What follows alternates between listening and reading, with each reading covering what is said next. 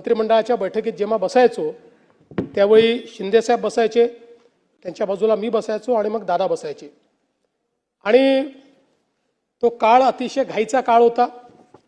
अनेक वेळा माझी भूमिका रेफरीची यायची, कारण शिंदेसाहेबांचा हात खुला होता, त्यामुळे ते दरवेळेस एखादी नवीन योजना आणायचे।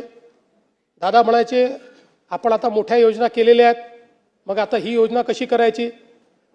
मग शिंदेसाहेब मला म्हणायचे की नाही आपल्याला ही केली पाहिजे, मग मी त्यांना सांगायचो केली पाहिजे, मग ते सांगायचे नाही पण आत्ता पैशाची तंगी आहे, मग मी यांना सांगायचो पैशाची तंगी आहे। असं करून मग शेवटी दोघांचं एकमत व्हायचं आणि मग आम्ही ती योजना पूर्ण करायचो।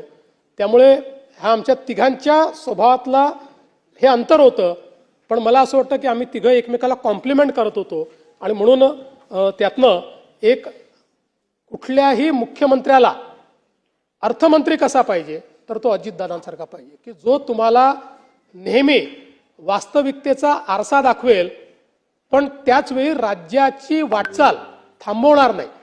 अशा प्रकारचा अर्थमंत्री हा आपण त्यांच्या माध्यमातून बघितला।